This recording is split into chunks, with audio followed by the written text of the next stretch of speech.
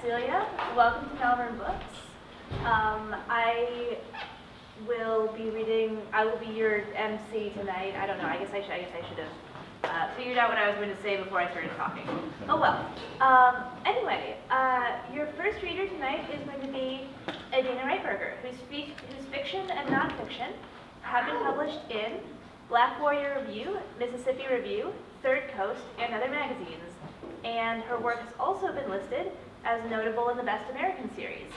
She teaches creative writing at Austin Community College and works as the editor of American Short Fiction. Welcome, Adeena.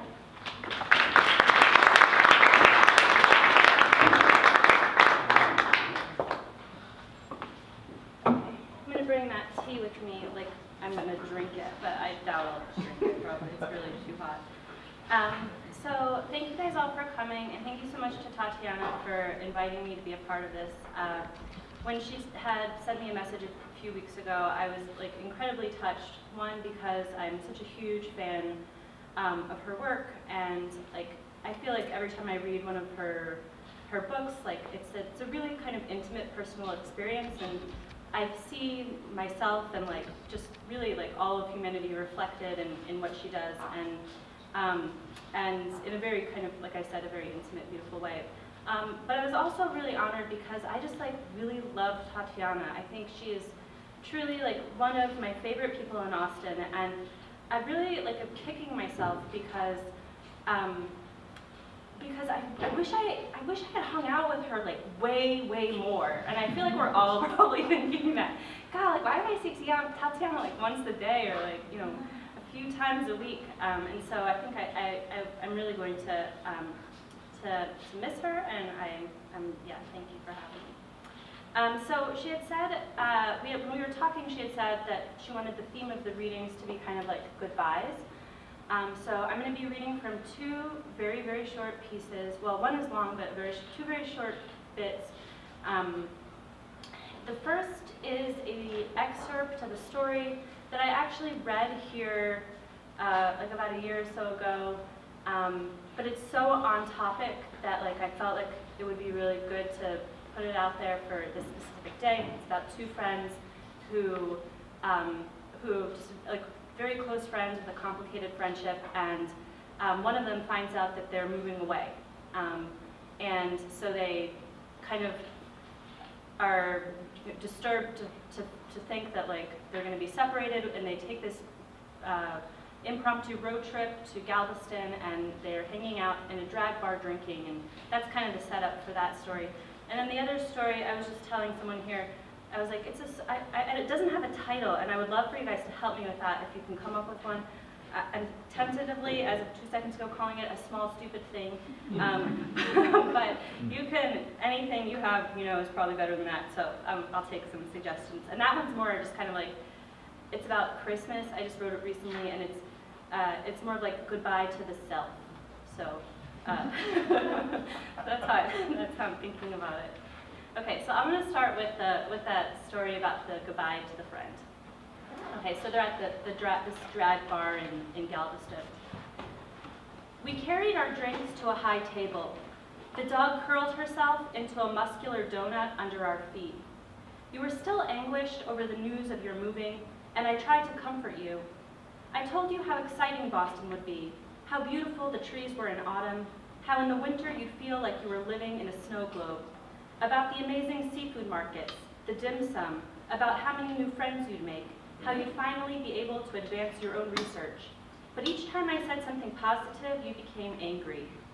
Just stop, you said. If you like it so much, move there with me. We were stuck together in a beach town hours away from home. I was afraid to say something and afraid to say nothing. You wanted me to tell you that the academic fellowship you had applied for and been awarded would ruin my life, that it would be excruciating to exist without you, and I didn't know how to do that. For weeks you asked if I would move to you if you were selected, and each time I gently told you no. It's not like you're happy here. It's not like you're pleased to be alive, you said, and you were right. How much, I believed, the place I lived was responsible for my sorrows. How easy Texas was to blame for the long, empty desert that was my life. The terrible summers, the brutish politics, the immigrant toddlers locked in cages, And the people, they were nice, but they were too Texan to make any sense to me. Why was everything so much bigger and better here? I couldn't understand it. The city's buildings, so many erected in the last few decades, stood like toy soldiers in a mangled line. Each time I drove into town, I studied them. How did I end up here? How comfortable it would be to live closer to the ocean and my family, and the people I'd grown up with, to the rhythms of an underground train, to icicles cracking off a window's eaves, or perhaps in the country somewhere near my sister, a gushing brook in the backyard woods, a plot of land with green hills in a part of Vermont that might look like Ireland. But I couldn't imagine any of it, or I didn't want to, or I was too scared to imagine it. Though I sat beside you, I felt like an investigator watching us from behind mirrored glass. Here you stirred your ice in your bourbon, your hair in a messy bun above your head. There I checked my phone under the table, looking to see if my boyfriend, who was no longer my boyfriend, had messaged me. Here you put your drink down and rested a hand miserably against your elbow. There I started telling you about the dog that arrived at the shelter that week, an old Chihuahua that had been surrendered because the woman who cared for it had died suddenly, and how the woman's mother kept crying because she wanted to keep the dog but couldn't bear to. And as I told you the story, instead of becoming engaged as you usually did, you scowled and your eyes sank deeper into the bottom of your glass. In a nearby corner, a group of young queens laughed, their muscled shoulders flexing gently against their bra straps when they reached to touch each other's arms. Across the room, the bar staff arranged folding chairs into perfect rows. In front of me, tension twisted the corners of your mouth. Nobody cared that you were leaving, you finally said, so it was for the best then, getting out of this unambitious city, which was too cool for itself, which had grown so self-involved, it forgot it was just an unsophisticated hippie town at its center, which had been, you added, the one authentic thing about it. It was like a village of slackers ventured to Brooklyn for a weekend and returned wearing hand-dyed kimonos, petrified wooden jewelry, and eating rose-petal preserves off antique German spoons. You're being a little ridiculous, I told you. Of course we'll miss you. I will miss you. I tried to hug you against my shoulder, but you leaned away, and I tucked my hair behind my ears, fidgeted with my phone under the table, waiting for it to light up, wanting something to happen that would take me out of that place, even momentarily. You're only here because you're sad about Jorge, you said. I took a sip of whiskey. I filed my phone between my thighs. I sucked a half-melted ice cube into my mouth and worked it around my tongue until it turned wet. Jorge's been a sore on my life for 6 months, I said, and I've never driven to Galveston in the middle of the night before. But you must be sad about him, you said, and I don't know why you asked me that, because you knew, no matter the problems, how hard it always was for me to say goodbye.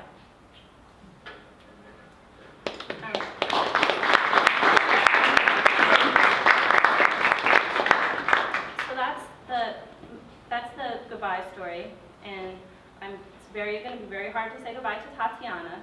And then here's the story where you say goodbye to yourself. Very short, no title.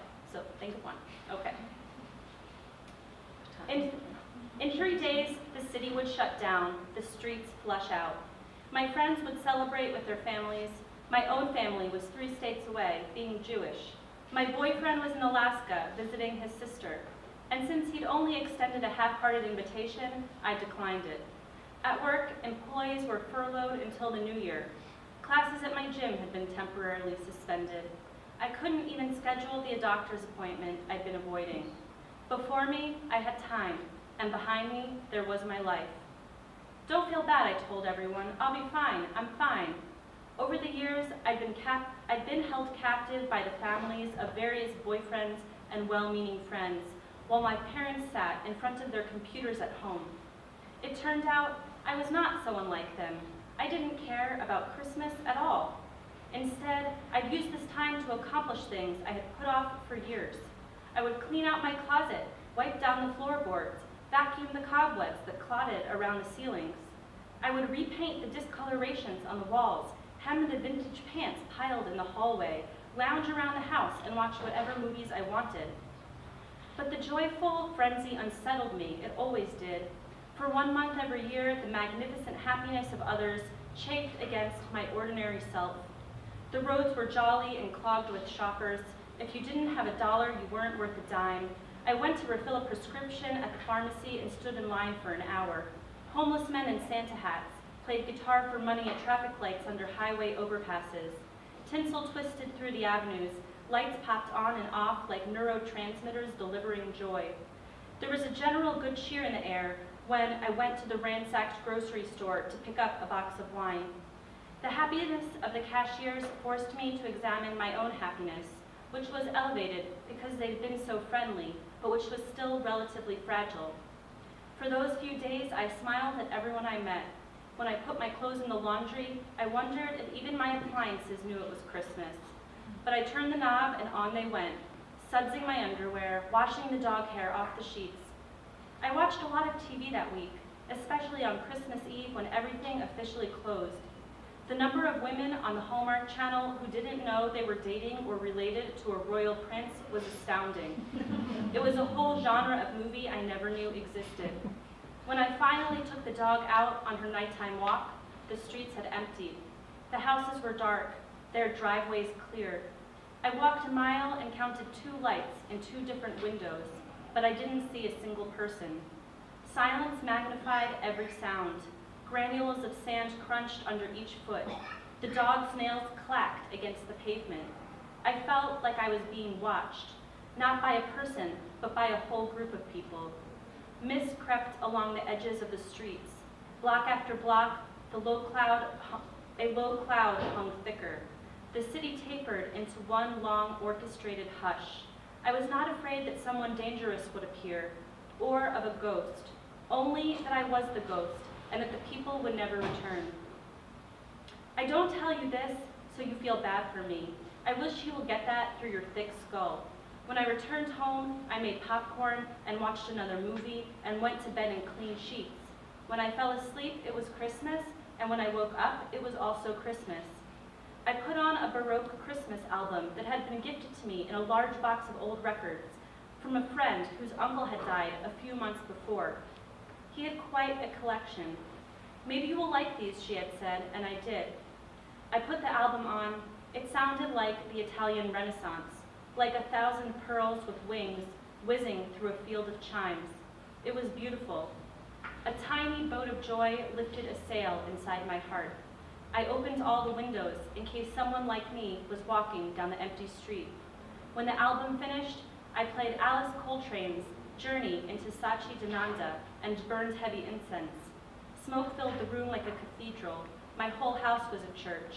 I made coffee, I ate a cookie. I did not once think that the rest of the world was waking up in matching pajamas. I played the Baroque record again, and then the Alice Coltrane. I made the dog a bit of lunch. I have been doing this for days. I don't know when I will stop. The boat inside me is a ship now, and it's adorned with gilded angels and a mahogany altar with an intricately sculpted reredos on the western deck. If I can manufacture these joyful moments, why would I ever let this feeling pass? I am not sick of it. In fact, I think I like this music even more. The joy, it is infectious, and I am trying to hold on.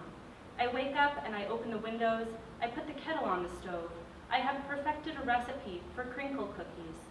When the stylus lifts, I'll start it all over again. My phone is dead and has been for a long time. Strike a match.